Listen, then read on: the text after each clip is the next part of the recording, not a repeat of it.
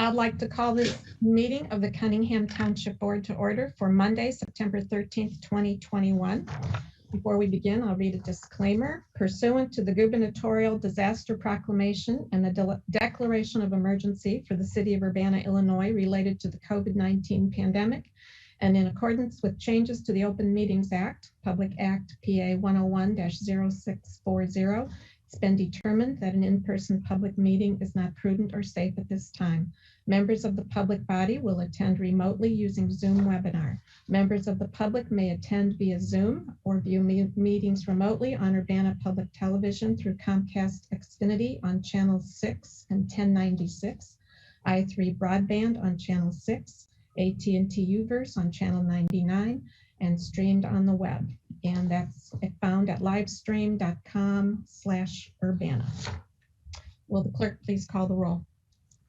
Miss Wu? Here. Mr. Evans? Here. Miss Hersey? Here. Miss Colasetti? Here. Miss Bishop? Here. Miss Wilkin? Here. Mr. Quisenberry? Here. Mayor Marlin? Here. Next pardon me? Do we have officers since it's township? Yes, please. Sorry about that. Supervisor Chenoweth? Yes. Mr. Williams?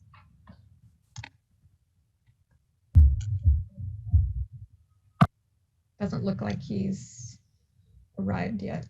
Okay. Okay.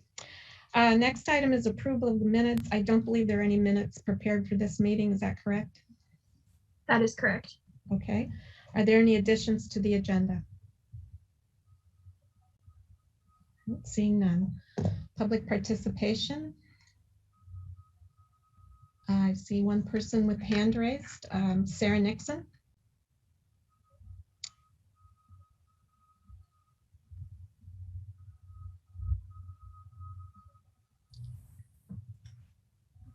Hello, City Council. This is Sarah Nixon. I would like to just offer a brief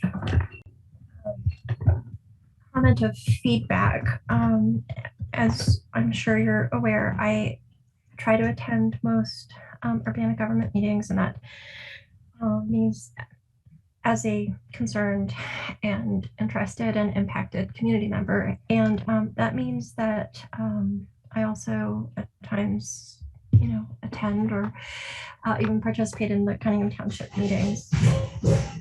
Sorry for the background noise. And I've noticed something that's troubling over time. Cunningham Township Supervisor Danielle Chenoweth, when she is speaking about the township's activities and programs and so on, I can't be the only person to have noticed this. She has repeatedly divulged personal information about clients. It tends to be medical information that I have, just happened to hear Ms. Chenoweth sharing, and I'm not sure if that, falls on your ears and if you even, notice it or recognize it. But I would like to remind Ms. Chenoweth and everyone here that people who approach the township for services are generally speaking in a very vulnerable situation. And clearly some of them have medical conditions, because Ms. Chenoweth has been sharing those details with us. Things like people's legs swelling up, the size of their legs, personal details, personal pieces of information about people who have died. And I think that's unethical, unprofessional, and shows real issue of judgment. And again, to continue the point I was making, is that clients entrust, they come to you, they come to the township with a great degree of trust, and they are asked and required to share, I'm sure a whole personal profile or background, which includes answering questions that they might prefer not to. When they do answer those questions or share their medical information, that's not, that's not consent. That's not a green light for the staff to take that information and then, use it to kind of illustrate or, bolster points that they're making in public meetings. So I think I've made my point. I just feel that it's really, it is unfortunate and troubling. And I feel that the entities that Ms. Chenoweth answers to should take this concern seriously and find out if she has had the appropriate training, and even if she has, I think remedial training or brushing up on issues of professionalism and confidentiality that go along with her position. I apologize if I've been wordy, but honestly, this has happened numerous times, and I said nothing the first time, second time, third time. But over the past year, it has happened a number of times. Thanks for listening. Thank you. Next person to speak will be Andy Peacock. Yes, good evening. Thank you for listening to me. You'll have 4 minutes. Okay, I would like to speak. I am the business owner and my wife of 109 and 111 North Broadway. I have reached out to Public Works for the last several years about an issue of water inundating our building. Each rain event finally culminated with a sinkhole in the parking lot, which is extracted the other week. Turned out to be about a 4 foot, 5 foot by 5 foot with 4 foot of earth below the parking lot missing. This is right against my foundation. The extent of the damage, I had a structural engineer in. We have floors that have no earth underneath them, has been washed out.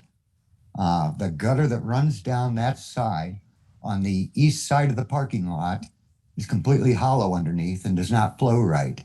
There is no proper drainage. There is no storm drains on that side of the parking lot. The other side, the west side of the parking lot, adjacent to Bunny's, has a curb and an island. Water that never reaches their building. Several years ago, the parking lot was resurfaced. It was not taken down and resurfaced. It was surfaced over top, which then made a high spot in the center of that parking lot, which causes all rain and drainage to drain towards our buildings. I understand they have an event on the 25th of this month, and they are anxious to fill that hole back in. There's no resolution on what is causing this issue.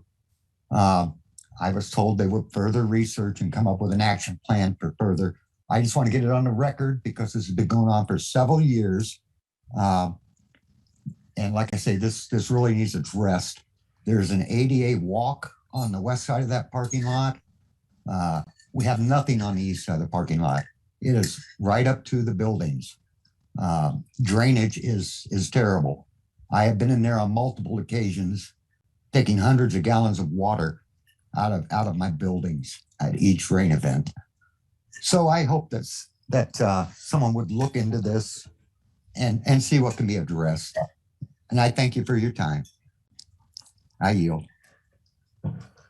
Thank you.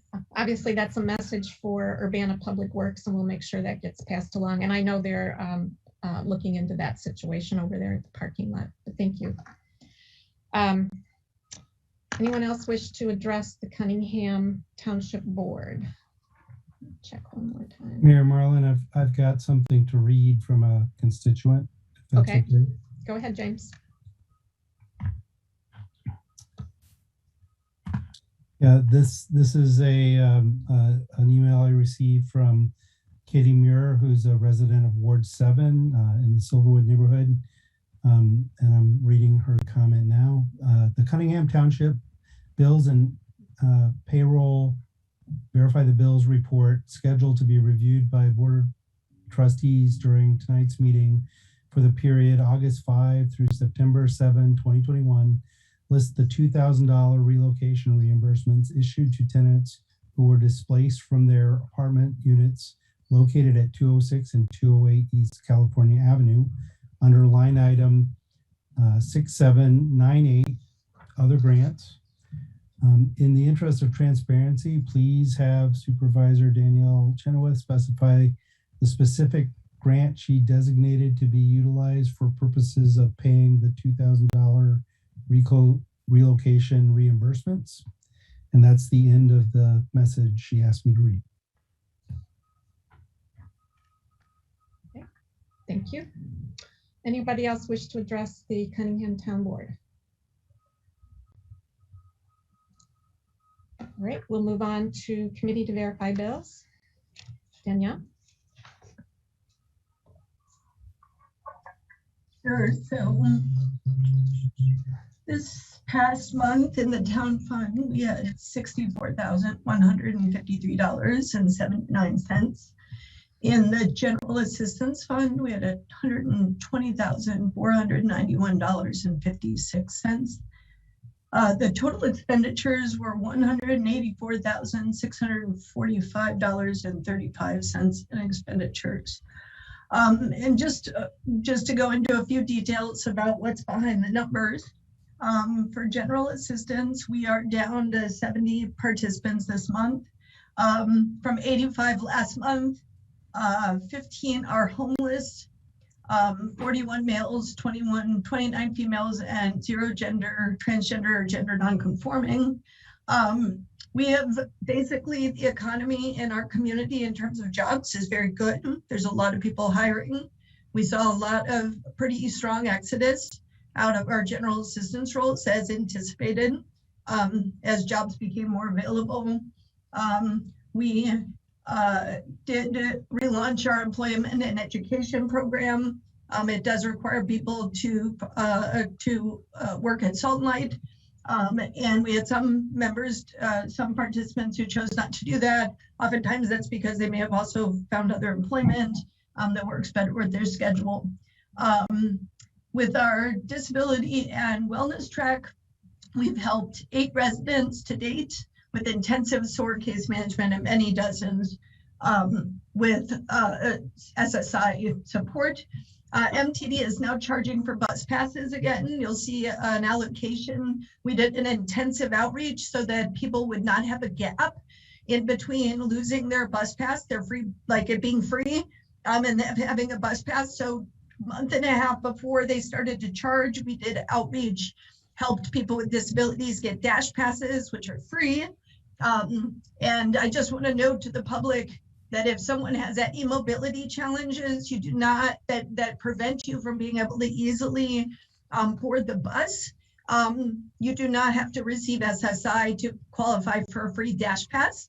So if folks have questions, they can contact MTD and be screened for those passes.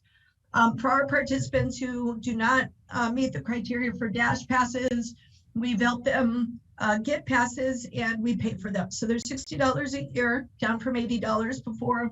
And we did a significant allocation of MTD passes to try to make sure everyone was covered of our participants. For rental assistance, in terms of rental assistance, we're down to 3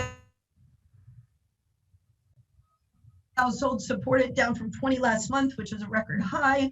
And that is because we have tens of millions of dollars in rental assistance. We have, it's $12 million in rental assistance through our PC. About 4 million of that has been distributed to date. And I just want to point out that 38% of recipients of ERA live in Urbana, 45% in Champaign, but Urbana is half the size of Champaign. And we have about the same rental stock. So I think a piece of that is a testimony, and I just want to thank our staff for really hustling to help package complete applications for folks to receive rental assistance. We are still processing rental assistance for those who declare they're not COVID impacted, or if they have move-in assistance for homeless residents. And that includes doubled and tripled up families. And let me see if there's anything else. Utility support, you'll see we helped a very large number of households in the last 2 months. Last month was 21 households. This month was, excuse me,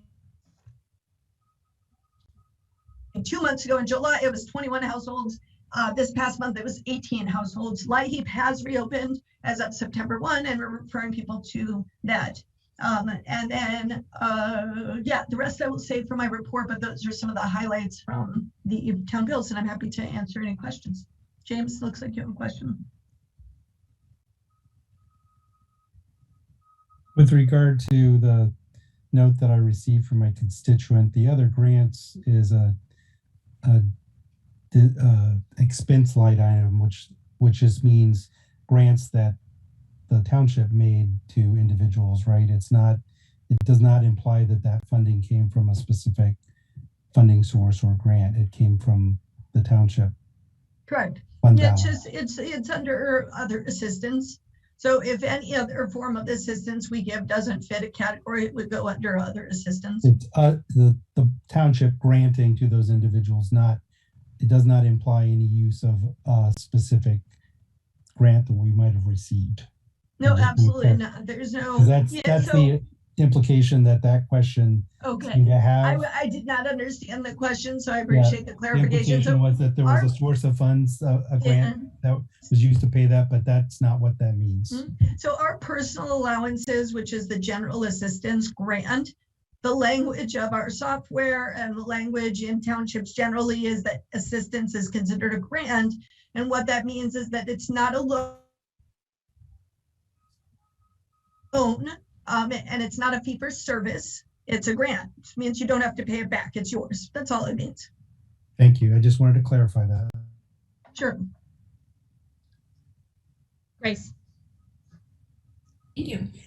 I was just wondering if it would be possible or terribly inconvenient for some of these that are budgeted to have like a percentage of the annual, if that would be feasible. Just because there's a lot of numbers to hear to compare, and it'd be nice to see if, like a month is this, a 1/12 of the expenses or income or whatever we might expect. So my question was if that would be at all doable in your software program. Yeah, absolutely. So what the town board had expressed in the past is that they wanted quarterly financial reports. So in October, in January, in April, and then you pass the budget. And when I give you the budget, I give you budget to actuals. So you get a financial report at the end of the year as well. So next month, you'll receive a budget to actuals. It is in our software. It's very easy to show that piece. At any point, any town board member can ask me for a budget to actuals real time. And if you would like to change that to monthly, you can. It's more columns and more numbers to compare. So we thought a quarterly look at budget to actuals would be helpful. Yeah, I think I'm okay with the time wise, just if it's possible to add a percentage of the whole for the budgeted items. Yeah, so you'll see that next month at the quarterly financial report in October. And if you would like it more frequently, feel free to reach out. But it'll actually have your budget, your actuals, the amount over, under, and the percentage that's spent. And so at 25%, because we do it quarterly so that we can look at like, hey, today is 25%. Are we over the number 25? Are we under? Why was that? There's always variances under and over each time because budgets are essentially projections. But yeah, I'd be happy to do that. And then you can kind of see by fund and by class where we're at in terms of our percentages. Thank you. Other questions?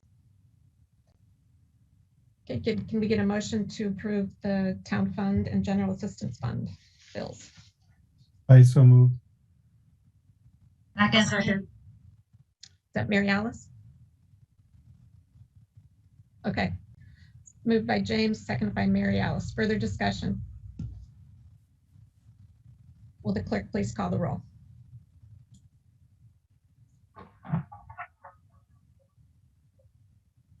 Okay. Ms. Wu, Yes. Mr. Evans, Yes. Ms. Hersey.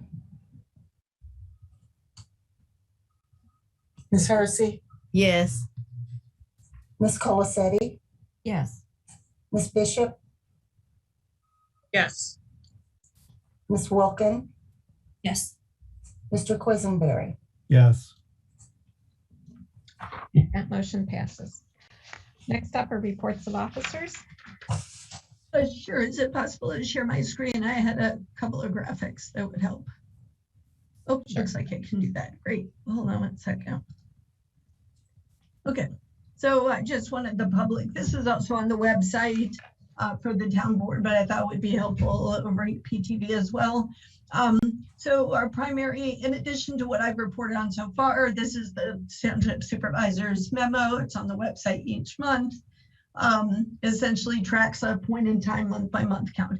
So eviction tracking and prevention. This is a newer campaign that we've launched going into what we consider to be the kind of eviction moratorium trickle, I think is what I would call it, which is their evictions have started for non-covered persons. There was definitely people who moved out at the end of their leases because leases were not renewed. We saw a number of those originally. We didn't think that was legal, but we confirmed with Land of Lincoln that it was, that you didn't have to renew a lease.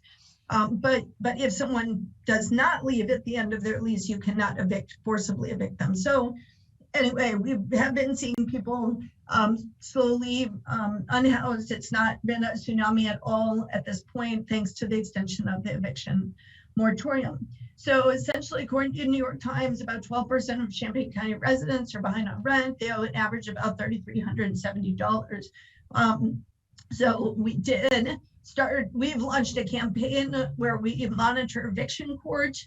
We go directly to residents who may be about to get evicted so that they understand there's movement assistance, rental assistance for folks who have been evicted through us.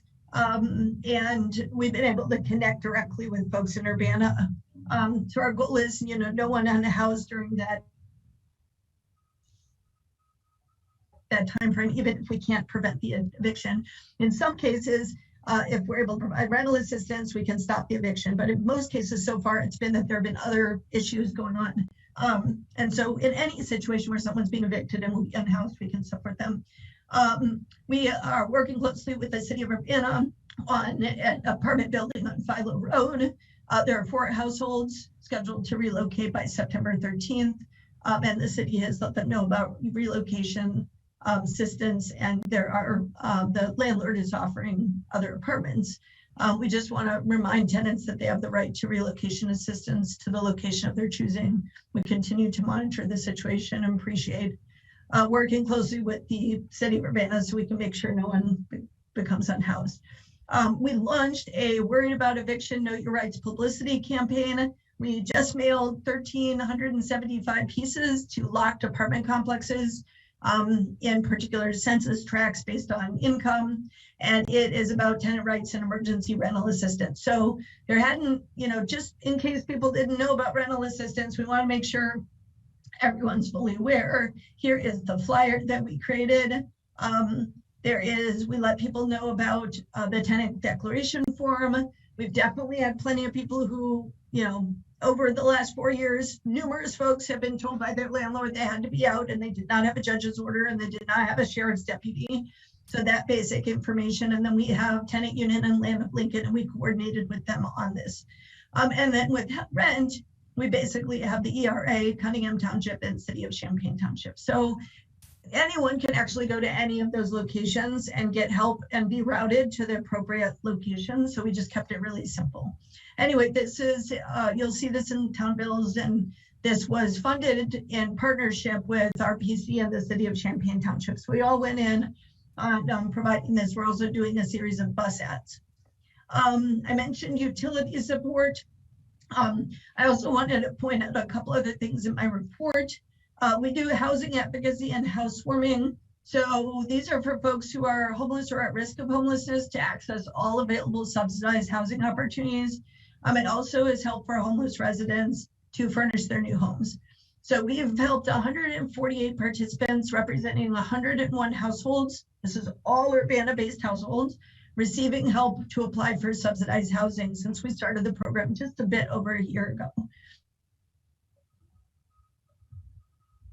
37 households have successfully moved in. which is about 37% of those we helped apply. So Pinewood is a new 25 unit development in Urbana. It specifically serves residents who have disabilities and are awaiting SSI determinations. There's 5 units for the statewide referral network. As I have said many times, the population of residents with disabilities is at the highest risk for homelessness. They are not able to work, and they also do not yet receive financial support from the federal government through SSI or SSDI. So when I wrote this, we had provided 8 referrals for Urbana residents. I believe we're up to about 11 now. The Housing Authority has received a total of 163 vouchers for homeless and high-risk residents. 50 of those have been expended. That's the first round. We just started the second round. It must be used by December 31st. So we started making referrals last week. We were trained, and we are a point of entry for those vouchers. We had made 4 referrals as of the time of this, which was like in a 2-day period. We have helped 10 homeless households, assisted with our housewarming program that's funded by Angel Donor Funds. It began February this year. And basically it provides vouchers to formerly homeless households to buy furniture and housewares. We do have a partnership with with Housing Authority to offer housewarming to their reentry participants. So we had our first reentry participant participate in that. Bridge to Home is essentially a rapid rehousing program. We provide up to 12 months of rent for literally homeless families living in Champaign County. And last month we served 3 households. We have 1 person into households, and we have 2 more referrals in process. So that is moving along. In some ways, there's a competition between Bridge to Home and our emergency housing vouchers. So we're trying to work on how to route people appropriately. Emergency housing. So essentially, this is for families who are literally homeless with children in Urbana schools or crisis nursery, or residents with disabilities who are referred from CU at home. And we have served, as of the time of this memo, 32 households, including 32 adults and 35 children since July of last year. We are currently serving 5 households, and they all moved in August 26th and remained. So that gives you a sense of how many days so far.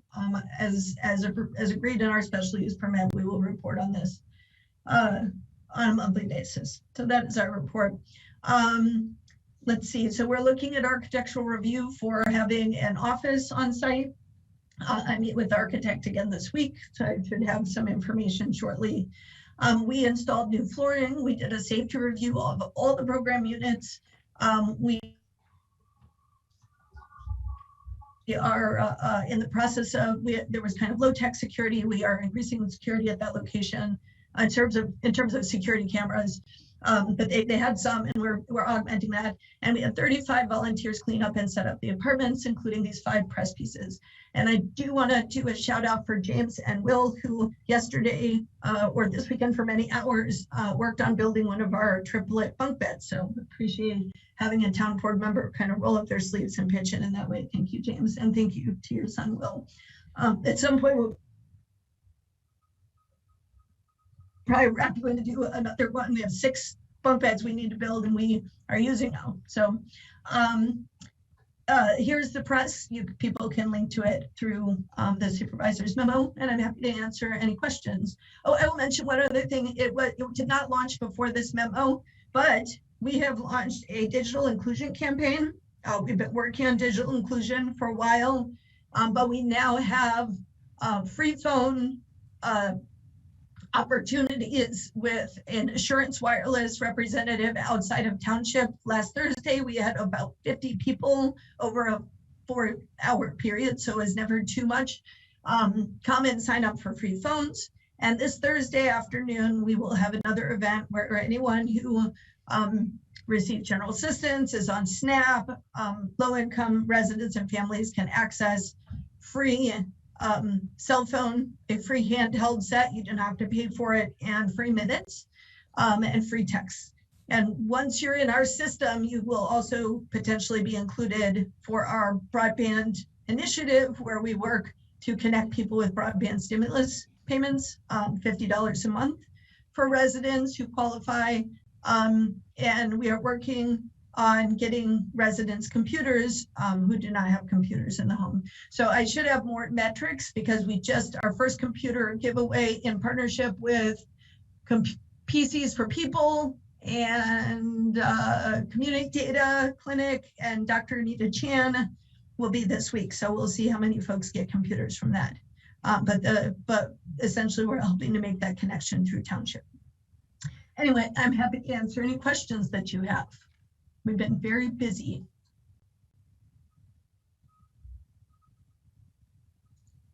Mary Alice. So Danielle, do you know how many people have been successful in getting rental assistance from RPC, the people that you've been working with? Yeah, so we have, hold on one second, because they actually, Lisa Benson presented to the county board 2 weeks ago on success. And I'm just pulling up her data here that I pulled. Well, I was just wondering about the people that are Township. The entry goes through Township. Oh, so so just so you know, we track every person. So if you are an Urbana resident and you want to apply for rental assistance, we strongly urge that you do that through Cunningham Township because we package, track, and assure all of your application goes through the process with the county. We track it start to finish. We make sure it's complete. We personally walk it over to our PC physically because it must be, they do not take email submissions. They take only paper submissions. So we walk it over and then we follow up to make sure that it's been processed. And a few times someone does not qualify and it's actually routed back to us and we screen for whether they qualify. Let's say they say, I was not COVID impacted, or they say, you know, I'm actually not behind on rent. We've had a couple of folks who they don't qualify because they're not behind on rent yet. They always come back to us and we figure out what is the situation. And so maybe they're not behind on rent because they're actually behind on utilities because they paid their rent bill, but not their utility bill. So then we can help them get up to speed on their utility payments. In terms of ERA, I just want to share, so there's 2 ERA, that stands for Emergency Rental Assistance. I'm sorry, I shouldn't jargon us. And there's 2 ERA programs. We are just in the process of dispersing the first one, meaning we as the Community Regional Plan Commission is the disperser.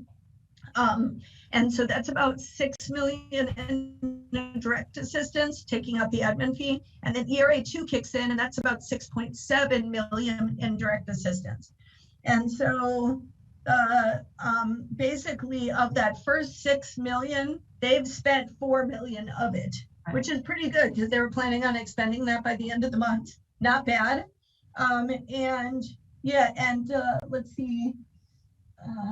That was where I got the data to show that about 38% of those payments went to Champaign, 38 to Urbana, 41 to Champaign, and 13% to Rantoul.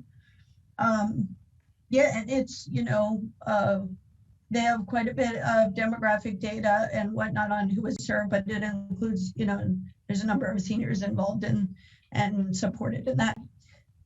So I think it feels like ERA is going pretty well with some of that hand-holding where people are helped to have complete applications. They reject any application that is not complete. So we've been working with Urbana residents on that piece. Any other questions that folks have about the supervisor's memo? Therese. Concerning how we have tried to let people know about the emergency rental assistance and so on and so forth, how are we getting to people other than postcard mailouts? I was thinking in terms of maybe having stuff like that at OSF or at Carl. I know that people haven't stopped getting sick, or maybe even at some of the pharmacies or drugstores, just to, in a way to, because I know that folks still have to get essentials, I Yep. don't know. So how are we getting that information out otherwise?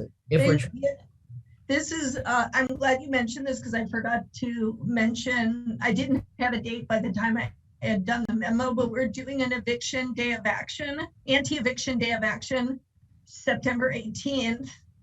We're actually going to be putting these on doors, no contact, just we are rubber banding these to the things and putting them on doors.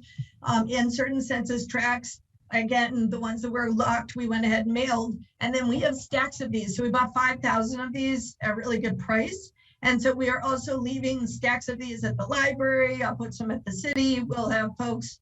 I think it's a great idea, Sharice. We had a list and it didn't include grocery stores, but I think a grocery store is a great idea. So I'm going to ask our interns. We have a new batch of interns who just started, and they're going to be dispatched with these to distribute them. And I'll mention some of those essentials like hospitals and grocery stores as good places. But really, we got to get the word out. If you hear from anyone, if they're behind on rent, they need to apply now. That's what we're trying to get the word out about. And that's why I was just, like try to reach people where they are, where they go. And since we have some, and I figured you probably had bought in bulk. So I think we've got tons of these. We could buy more too, but they're very nice. To get the word out about this. And again, if there's community groups that want to go door to door and do this in other areas, they can. Well, and churches might also be a good place to try to connect with other people. So I just didn't know what was being put forth to connect with people as far as, you said we sent some out and it's like, that's all well and good, except if they're evicted. So we might want to think about other places where people who need that kind of assistance would go and try to reach them where they are. That's all I wanted to say. Any other questions for Danielle? Would remind folks that on September 27th, Lisa Benson from RPC will be coming to City Council to give you probably pretty much the similar update that they gave to the county, only with updated numbers. So if you have any questions about outreach and Urbana-specific housing issues, that would be the time to ask too. So. All right, we'll move on to unfinished business. Is there any? Okay, there's one item of new business, which is resolution number T 2021-09-011R, resolution authorizing certain individuals to sign checks for Cunningham Township. And you were emailed a corrected version of the resolution that had language added to it in the fourth paragraph. That reads that Wayne Williams, Cunningham Township Assessor, Jasmine Hernandez, Kyle Patterson, and Jennifer Straub, employees of the Cunningham Township and the insert supervisor's office, are authorized to sign checks on the accounts of the town of Cunningham in the absence of Supervisor Danielle Chenoweth. Is there a motion? James. I have a question, but I'm going to wait until the motion's on the floor. Okay. Someone like to move this?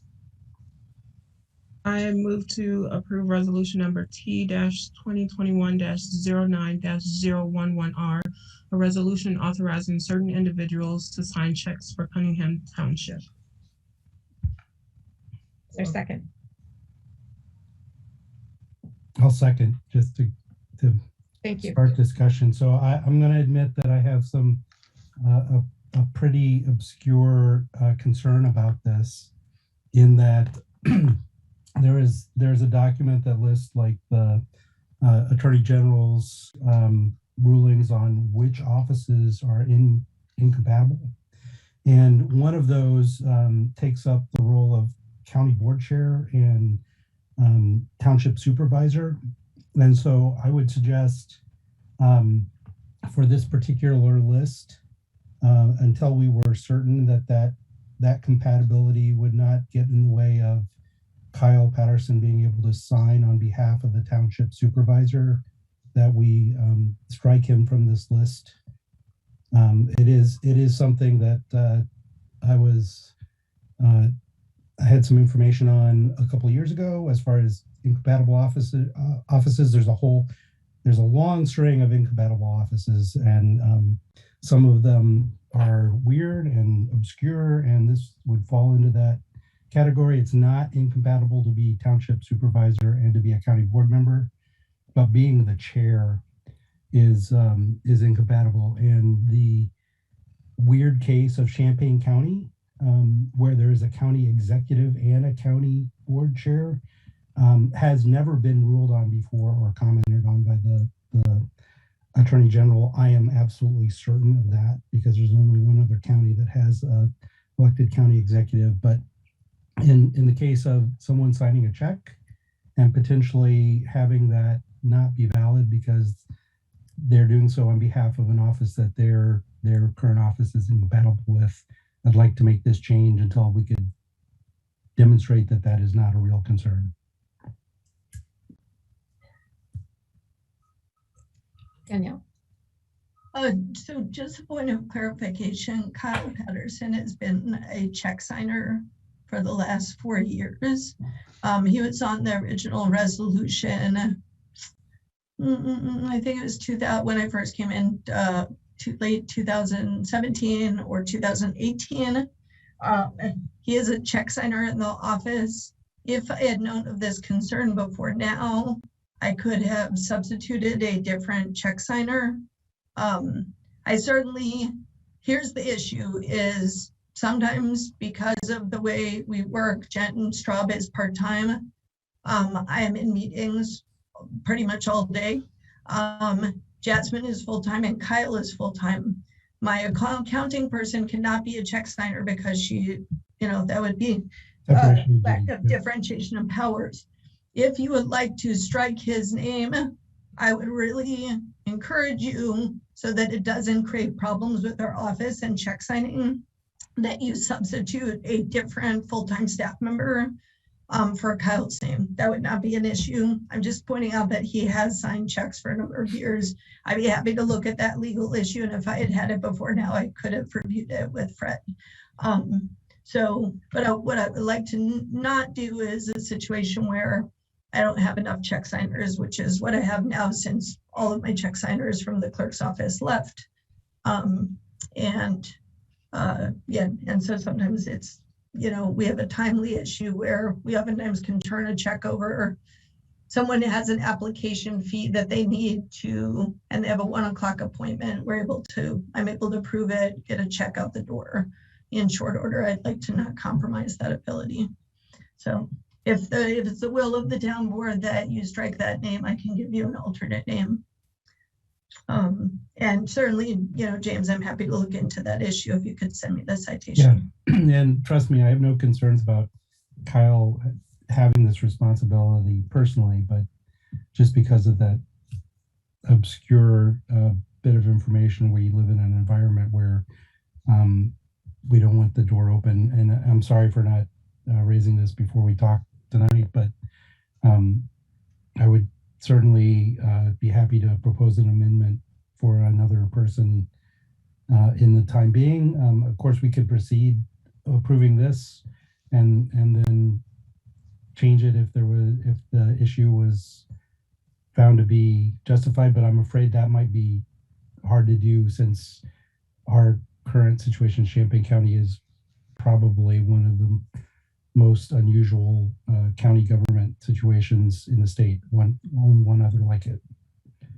Mm-hmm. So if you'd like to swap out a name, I'd like to substitute for Lilia Garcia, our SOAR advocate, because she does not have any responsibilities with street outreach, and she's a full-time staff member. So if it's the will of the town board, we could swap Kyle's name for Lilia Garcia's name.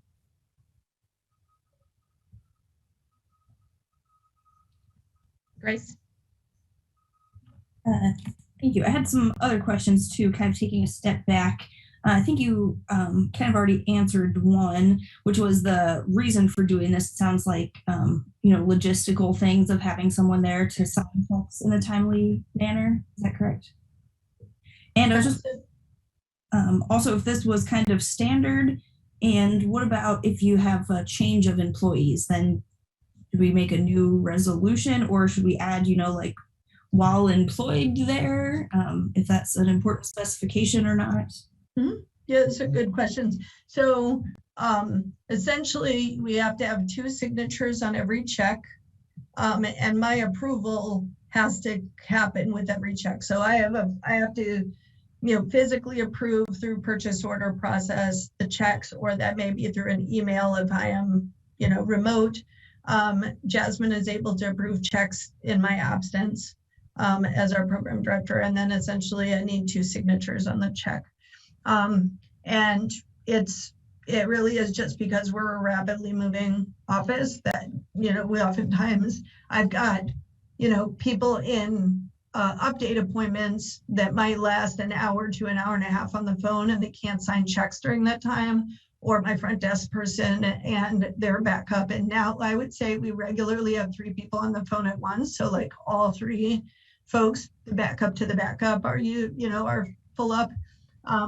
So in those situations, it'd be helpful to have timely signature. And what was your second question? Did it answer both of your questions? The other point was, what about, if you hire someone else in that position? Oh, yes. Okay, thank you. So the way it works with Busey Bank as our banker is that as soon as there's a separation in our office, I call our banking representative and she shuts off their access. So I don't need a resolution by the town board to shut off someone's access, and that's typical. So the folks who left the clerk's office cannot right now sign checks, even if they attempted to. There's no way they can sign a check. Their access is cut off. They're not able to sign. So if there is a change and it impacts, because we had a number of changes, it was a number of people in the clerk's office who had access to check signing. And, there was turnover in the clerk's office. So, we lost those check signers, and it was fine. We dealt with it, and I knew that I was bringing on a new program director, and I wanted her to be able to sign checks. And then I wanted to add our town clerk, who is, an official, township official, as well as Jen Straub. So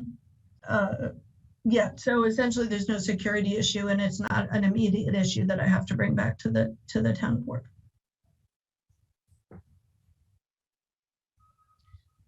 Is there a sense that you would like to swap out? Was it Lilia Garcia? Correct. If so, we'll need a motion to do that. And then Mary Alice, your hand was up, I saw. Yeah, I just had a quick thing. The first one was to Grace's point about making sure that they are continue to be employees of the Cunningham Township. In the sentence, let's see here, 1, 2, 3, 4. The fourth kind of statement here, right after the names, we could say as employees of Cunningham Township Supervisor's Office, because then it would be a requirement that they are part of the Cunningham Township. I don't know if legally if Fred would agree with that, but that might clarify that a little bit. And if people are open to that, then I would be happy to make an amendment to swap out the names of Kyle and Lilith, and then add in just as in front of employees of Cunningham Township Supervisor's Office, if that is the will of the Township Board. I'll second that amendment. Okay, can you spell the new person's name so the clerk Yeah, has thank that? you. It's Lilia, Lilia. Last name Garcia, Garcia. Okay, so everywhere Kyle Patterson appears in this resolution, it will be substituted with Lilia Garcia. And then you're adding as employees of Cunningham Township. Yeah. Okay. There was a motion and there was a second. Is there further discussion? It's as employees of Cunningham Township Supervisor. Did you say that again, Fred? as employees of Cunningham Township Supervisor, not of Cunningham Township. Yes, yes, Yeah. you're right. That's correct. I think Jaya had her hand up. Jaya. Yeah, one thing's related to that last point is the fact that it says accounts of the town of Cunningham okay, even though it doesn't specify the supervisor's office. This is a question for Fred, who had concerns with the initial. I think it's referring, so I think the issue is that the employees cannot be employees of the township because they're employees of the supervisor's office or the assessors, but the actual accounts with Busey are in the name of the town of Cunningham. So I'm channeling Fred Grosser, but I think that is the answer. Okay, if that's the answer, that's fine. I just was curious if you could talk a little bit more about, like, I understand the time issue of having someone who's readily available to sign checks, but are these position specific people who are signing? Was there? I'm just curious about the process. There's quite a few people, and I understand some of that's the quick turnaround. But if you could just talk a little bit more about why these specific people. Yeah, so myself as supervisor, Wayne as assessor, and Phyllis Clark are the township officials. Jasmine Hernandez is my new program director. She's been with us for a little over a year, but she now plays a role on my leadership team along with Nicole Filia, who is our accounting and office manager. So Jasmine is essentially stands as kind of a deputy supervisor in my absence. Kyle Patterson is our longest standing case manager. He is the person, one of the folks in the office who knows the most about every aspect of our assistance. He's the person who helps train new staff members on assistance. And Jen Straub is one of the oldest employees I have as well. Jen Straub has worked, she was my operations person for a number of years. So she has administrative experience in the office. She has moved into coordinating our permanent housing program, but she has broad knowledge of what is going on in the office. Those are why I selected those folks. There are definitely folks with longevity in my office. Martell Miller has one of the longest, but he's also doing street outreach. And he does a lot of work at Salt and Light and CO at Home. So he's physically not in the office. Very often, a lot of his work is in the field. And so I didn't select him for that reason. Lilia Garcia is fairly new to the office. She has been here as long as Jasmine is. She's a SOAR advocate and has a strong attention to detail and is kind of holds down the fort in the office. So that's why I thought she would be a good substitute. She's also she sits right next to our accounting and office manager. So it's very convenient for her to be signing checks that are coming through that have been approved by either me or Jasmine. And everyone in this, they go through a process where they give bond to Town of Cunningham, but also everyone on the list goes through a training process in the office about how approvals are done. And they have to basically check for the approval and then do a signature. So everyone's been pretty familiar with that process, and the new folks, I will train them in that approvals process. Chandra, your hand is up. Yes, so the amendment is to strike out Kyle Patterson and add Lilia Garcia. Is that in the event that legal is found that this is a quote unquote incompatible whatever, or is this just we're doing it even if it's founded that it's fine for him to be a check signer? I think the proposal, as I understand it, is that it would be Lilia Garcia instead of Kyle Patterson in the event there is a legal issue. And frankly, I'm comfortable with that because Kyle's in eviction court and he's also running the eviction defense work. And so that would be fine. I think he's in the office, pretty regularly, but Lilia even more so. He probably will be happy to be relieved of the problem of having to sign what was at some point 150 checks for general assistance every month, which is a longer process than you can imagine if you're checking against the list. So this swaps out Lilia for Kyle unless you come back with another request. Correct. Grace. Thank you. I had another question. If you could explain what the last sentence before the approved, kind of second to last sentence, says that they shall give bond to the town of Cunningham as needed. If you could just explain what that means. Sure. So yeah, so because when you have a check signer, there's a certain liability. We have an insurance policy, and that anyone who's a check signer is also covered through a bond process, so that essentially if there is a fraudulent activity, we have insurance coverage of that. You know, obviously we do everything possible and we follow best practices and we're in GATA compliance with the state. So, you know, the chances of fraud are very low, but that it is a requirement of this resolution that the people who are listed as check signers also give bond to town of Cunningham, and that is through our insurance company. And that's insurance for any check fraudulence or anything like that. Correct. Okay, so a standard thing in there. Mm-hmm. Yeah. Sharice. Just for clarification, could you read the amendments as the amended parts of the resolution in full so that we can hear how it's going to be rewritten? Yes, to the best of my ability, this is what the notes I've taken, and that would be the amendments are 2, 3 in the 4th paragraph down, and it reads that Wayne Williams, Cunningham Township Assessor, Jasmine Hernandez, it'll be Lilia Garcia and Jennifer Straub as employees of the Cunningham Township Supervisor's Office are authorized to sign checks on the accounts of the town of Cunningham in the absence of Supervisor Danielle Chenoweth. And then each time the name Kyle E. Patterson appears in the resolution, it will be replaced with Lilia Garcia. Okay.